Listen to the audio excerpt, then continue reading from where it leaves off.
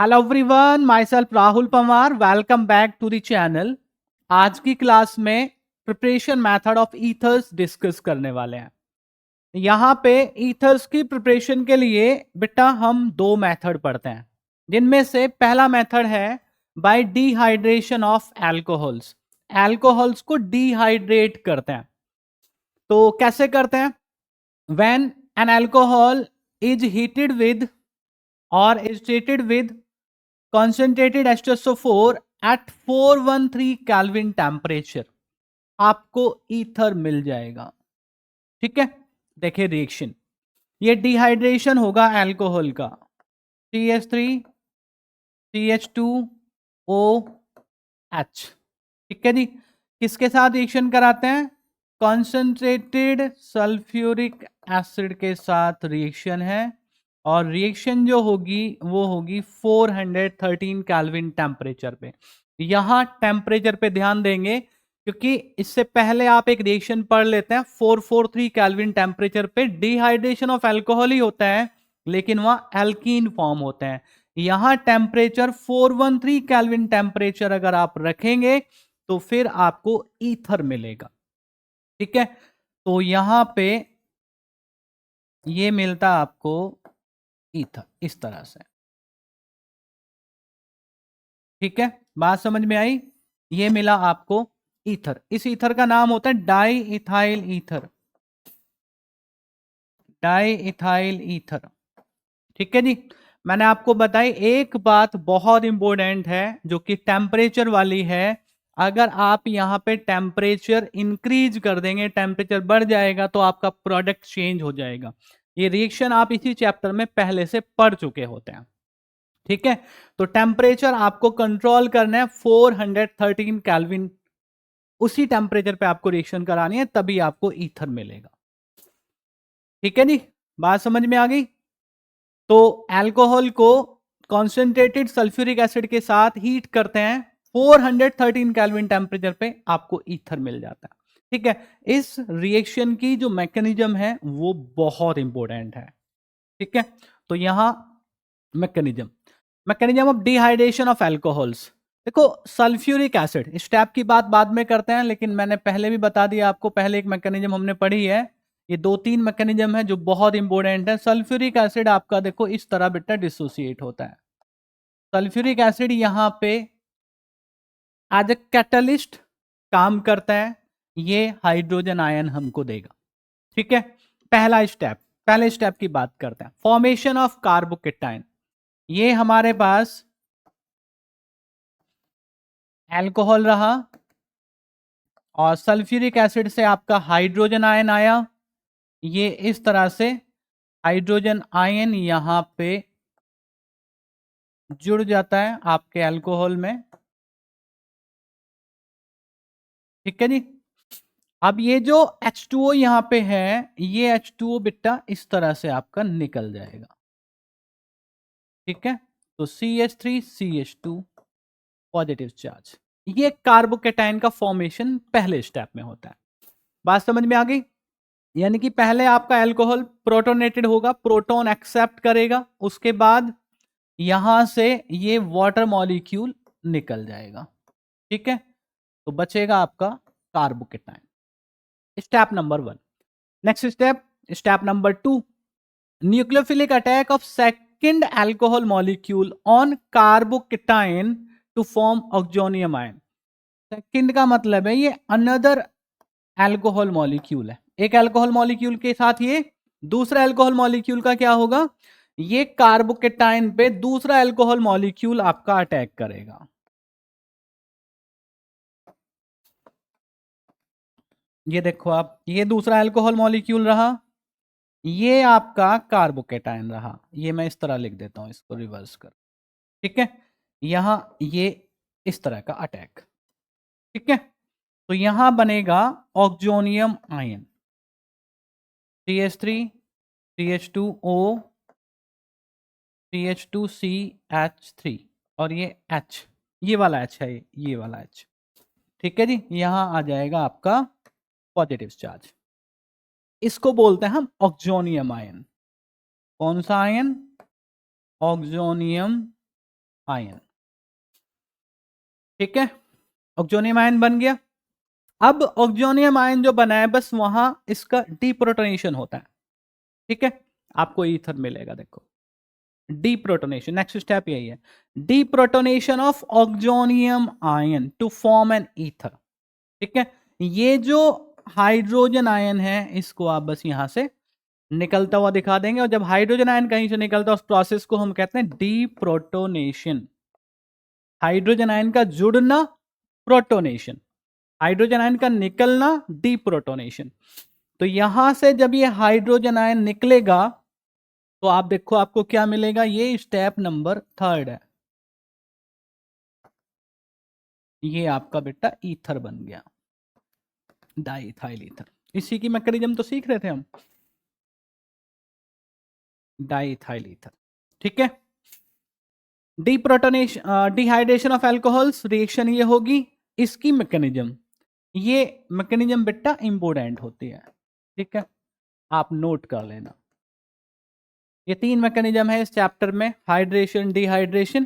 ठीक है, तो एक अल्कोहल प्रिपरेशन में है, वो भी हम डिस्कस कर चुके हैं यहां पे। एक अल्कोहल की केमिकल प्रॉपर्टीज में है, वो भी यहां पे है, और ये प्रिपरेशन ऑफ ईथर्स में। ठीक है, 3 मैकेनिज्म है जो आपको ध्यान रखनी है, पढ़नी है। बढ़िया है। दूसरा मेथड बहुत इंपॉर्टेंट मेथड, नाम से पूछा जाता है, विलियमसन सिंथेसिस। ठीक है, विलियमसन सिंथेसिस मेथड है टू प्रिपेयर सिमेट्रिकल और अनसिमेट्रिकल ईथर्स। अब यहां पे इस रिएक्शन के बारे में सुनो आप पहले एक बात, ये रिएक्शन डिहाइड्रेशन ऑफ अल्कोहल से जब भी आप ईथर बनाएंगे, ध्यान देना मेरी बात पे। ठीक है, तो यहां पे जो ईथर आपको मिलेंगे वो ईथर बेटा सिमेट्रिकल होंगे। ये भी जो बना आपका ये भी सिमेट्रिकल ईथर है, ऊपर जो बना है, यानी कि जो ये वाला मेथड है, इस मेथड से हम केवल सिमेट्रिकल ईथर्स बना सकते हैं। ठीक है, क्या बना सकते हैं, सिमेट्रिकल ईथर्स बना सकते हैं, लेकिन हमको अनसिमेट्रिकल ईथर्स भी चाहिए, तो उसके लिए कोई मेथड हमने ढूंढना होगा, और उसके लिए ये मेथड है हमारे पास, जो विलियमसन सिंथेसिस है। इस मेथड से हम सिमेट्रिकल, अनसिमेट्रिकल दोनों तरह के ईथर्स प्रिपेयर कर सकते हैं। पहला वाला जो मेथड है उसका लिमिटेशन है कि उससे आप केवल सिमेट्रिकल ईथर ही प्रिपेयर कर सकते हैं। ठीक है, ये भी क्वेश्चन पूछा जाता है, ध्यान देंगे आप। This is one of the best methods for the preparation of both symmetrical as well as unsymmetrical ethers, Williamson synthesis. In this method an alkyl halide is treated with a suitable sodium alkoxide। ठीक है, simple reaction देखो आप, एक alkyl halide, या पहले आप sodium alkoxide लिखो, ये सोडियम एल्कोक्साइड रहा, एक अल्काइल हैलाइड रहा। ठीक है जी, दोनों की रिएक्शन हम करते हैं। ठीक, तो ईथर मिलेगा ROR प्लस NaX। समझ गए आप, ये Na और ये X, ये RO माइनस और ये R। अब ये R जो है ये सेम होंगे। ठीक है, अगर डिफरेंट करके देख लेते हैं, R dash O minus Na plus plus RX,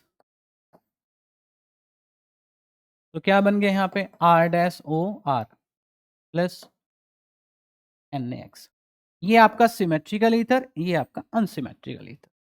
ठीक है, तो ये सोडियम एल्कोक्साइड और एल्काइल हैलाइड, दोनों में जो एल्काइल ग्रुप आप ले रहे हैं, उन एल्काइल ग्रुप में किस तरह के एल्काइल ग्रुप आप लेंगे, वहां पे चीजें हो जाएंगी। तो अगर आप सेम ग्रुप वहां पे लेते हैं तो आपको सिमेट्रिकल ईथर मिल जाएगा, डिफरेंट एल्काइल ग्रुप्स आप वहां पे लेते हैं तो अनसिमेट्रिकल ईथर मिल जाएगा। ठीक है, एल्काइल एराइल ईथर भी यहां पे आप बना सकते हैं। ये देखो, ये है सोडियम फिनॉक्साइड। सोडियम फिनॉक्साइड की रिएक्शन अगर आप एल्काइल हैलाइड के साथ करा देंगे तो ये भी तो ईथर बनेगा, ये ईथर, एल्काइल एराइल ईथर या alkyl phenyl ether. Williamson synthesis. ठीक है, इसके बारे में थोड़ी सी और बातें पढ़ लेते हैं।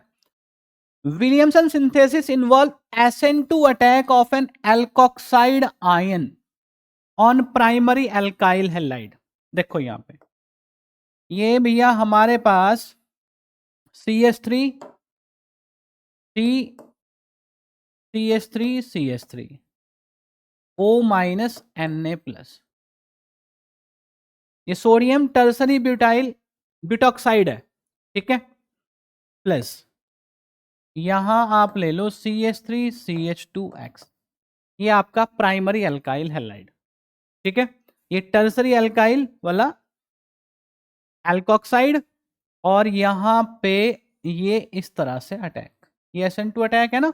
देखो आप, बस ये आप समझ लो। तो ये जो पोर्शन है आपका, ये जो एल्कोक्साइड आयन है, ये आपका यहां पे न्यूक्लियोफाइल की तरह बिहेव कर रहा है, न्यूक्लियोफाइल।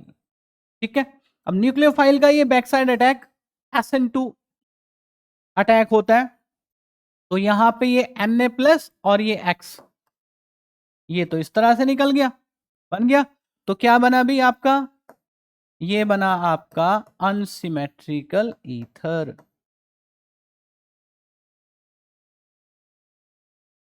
ठीक है बेटा, तो इस तरह से SN2 अटैक होता है, SN2 अटैक। तो ये SN2 मैकेनिज्म के थ्रू जो आपका ईथर बन रहा है, ये आपको समझने वाली बात है। ठीक है, क्लियर हुई बात।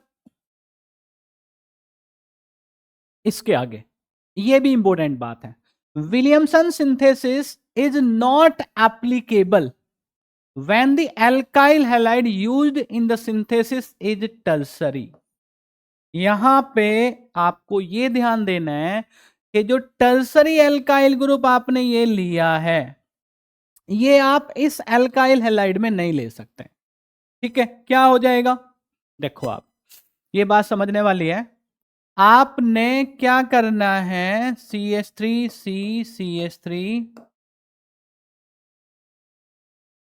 जो टर्सरी एल्काइल ग्रुप है वो सोडियम एल्कोक्साइड का पार्ट होना चाहिए आपका। ये बात और समझ लो बस। ये इस तरह से अटैक होता, अभी पिछली वाली स्लाइड में दिखाया मैंने आपको। तो ये बना आपका ईथर। अभी आपका टर्सरी एल्काइल ग्रुप जो है वो कहां पे है बेटा, वो आपका सोडियम एल्कोक्साइड में, यहां पे।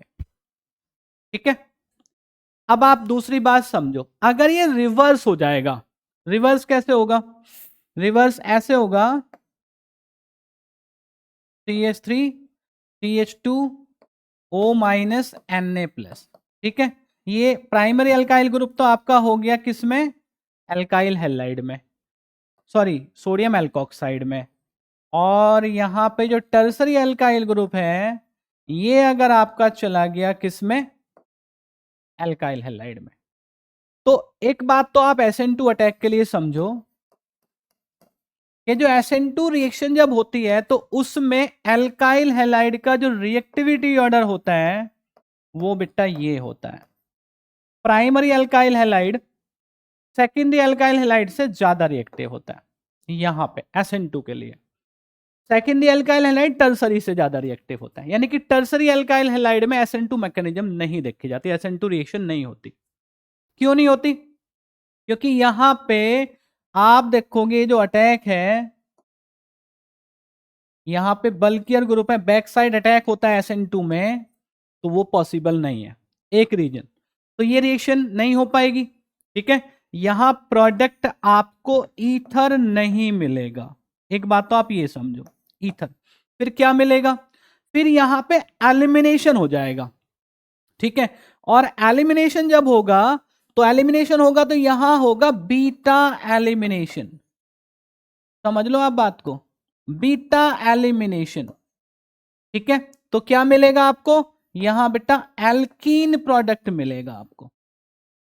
ठीक है, यहां से हाइड्रोजन और यहां से हैलोजन। तो प्रोडक्ट कौन सा बन गया, प्रोडक्ट भी देख लेते हैं।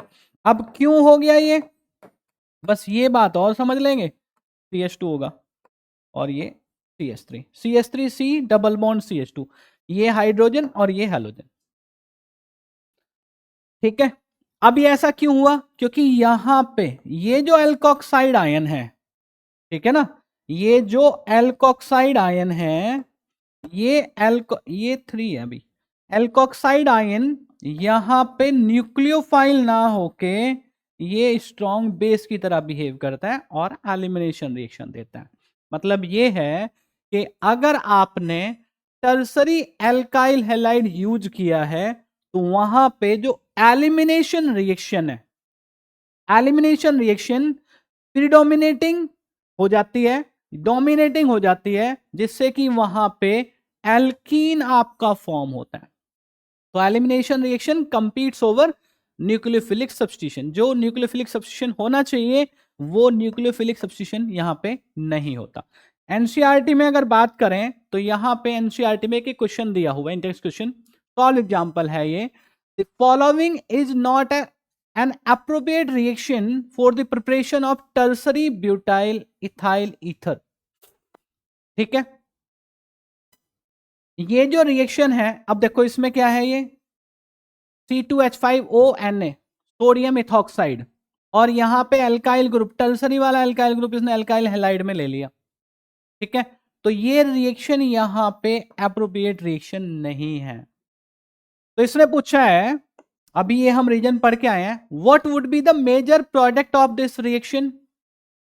इस रिएक्शन का मेजर प्रोडक्ट क्या होगा? C2H5ONa प्लस ये टर्सरी एल्काइल ग्रुप यहां पे आ गया आपका एल्काइल हैलाइड में, तो क्या होता है? Elimination reaction, elimination reaction competes over substitution reaction। ठीक है जी, तो यहां पे क्या हो जाएगा, रिएक्शन पूछी है उसने, यहां पे एलिमिनेशन होगा, अभी अभी मैंने बताया आपको। तो ये बनेगा आपका CH3C डबल बॉन्ड CH2 और यहां पे ये CH3 बन गया alkene. Right a suitable reaction for the preparation of tertiary butyl ethyl ether. अब इसने कहा भी इस रिएक्शन के लिए आप जो ये रिएक्शन है इसका मेजर प्रोडक्ट, तो इसका मेजर प्रोडक्ट तो ये हो गया। दूसरे पार्ट में क्या पूछ लिया? दूसरे पार्ट में पूछ लिया right a suitable reaction for the preparation of tertiary butyl ethyl ether. तो टर्सरी ब्यूटाइल इथाइल ईथर अगर हमने बनाना है तो उसके लिए फिर रिएक्शन क्या है? उसके लिए रिएक्शन बेटा ये होगी। ठीक है, आपको जो टर्सरी एल्काइल ग्रुप लेना है वो सोडियम एल्कोक्साइड में लेना है, एल्काइल हैलाइड में आपको प्राइमरी ग्रुप ही लेना है। ठीक है, ये लिमिटेशन विलियमसन सिंथेसिस का, लेकिन विलियमसन सिंथेसिस सुटेबल एक आपका मेथड है to prepare symmetrical as well as unsymmetrical ethers. ठीक है बेटा, बात समझ में आ गई? Thank you so much.